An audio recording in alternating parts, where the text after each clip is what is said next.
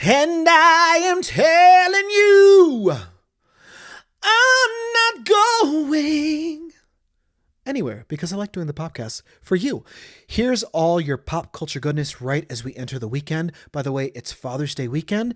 So happy Father's Day to your father if he's here on earth, and happy Father's Day if he's not here on earth, up to heaven. I celebrate your fathers and to everybody who's got a daddy. It is Pride Month. So let's dive right in. Kind of sad news. We lost an icon and a legend. Beach Boys founder Brian Wilson has passed away at the age of 82.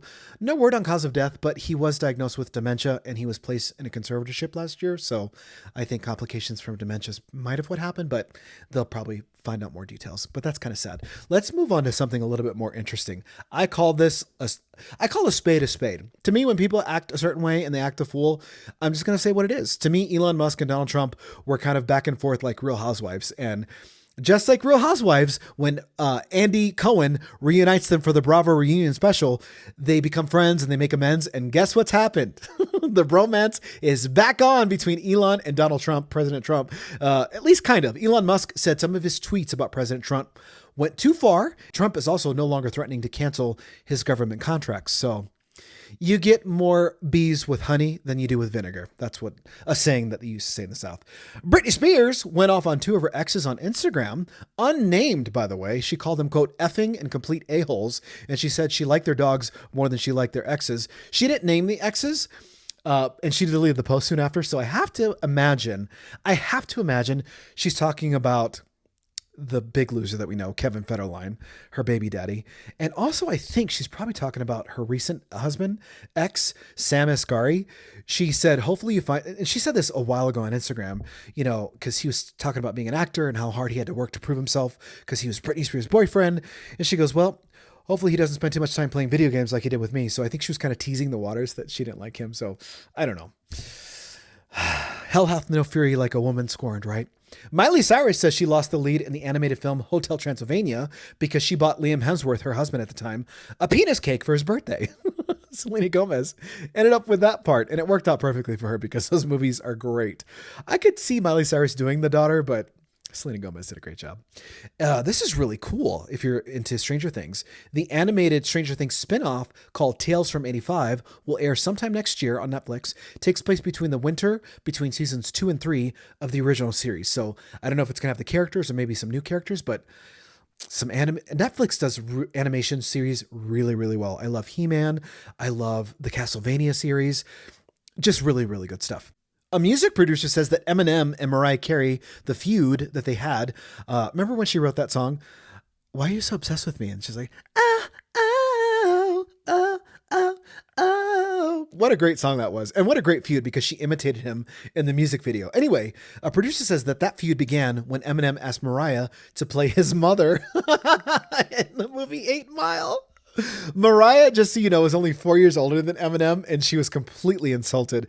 And I honestly, I love Mariah Carey, but I love the fact that she's a diva. She gives me what I want. She gives me drama, she gives me glamour, she gives me vocals, and she also gives me really sour attitude when you misage her. In fact, she doesn't even celebrate birthdays. She calls them anniversaries, and she always has to have proper lighting. That is one thing I've learned from Mariah Carey, is how to find my light.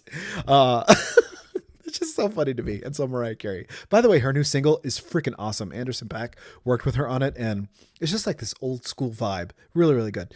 A list of the best Father's Day songs include Glory by Jay-Z. Haven't heard it. I think that's the song that he recorded right when Blue Ivy was born. And he had a clip of Blue Ivy crying right as she was born. And I think it went number 1 like the day after. So I guess technically it's a hit song. Technically. First Man by Camila Cabello. Never heard it. Harry Chapin's Cats in the Cradle. I don't know any of these songs. My goodness, there's got to be a better song than that. If you've got a better Father's Day song, please drop it in the comments because I'm highly disappointed in all those. I don't know any of them. And I'll leave you with a fun little throwback because I love me a good Dolly Parton story. She's so cute. She's adorable. I just want to eat her up. I love her. Dolly Parton once streaked naked through Tom Jones's yard. It's not unusual to see Dolly naked now. Ba-da-da-da-da. She said it happened in the 80s when she was filming The Best Little Whorehouse in Texas after margaritas with friends, so she was a little bit tipsy. She says she doesn't think he saw her though, but Tom Jones, your move. What did you see? Gosh, can you imagine Dolly Parton streaking naked. Oh, I can only imagine. That's the podcast. Sorry. I'm not going to take it to a dirty place because this is a family show. Thank you for watching and streaming wherever you get your podcasts, all that stuff.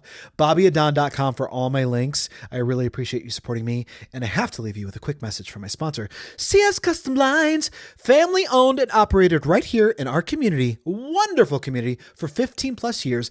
Customer service and satisfaction is their main goal. And guess what? They practice what they preach. Look up the reviews and look up the satisfied customers. My sister is a satisfied customer. She contacted CS Custom Blinds through my referral, and they did her whole house, and she's happier than a cat in a cradle. But it's not all just family endorsements. It's actually real endorsements.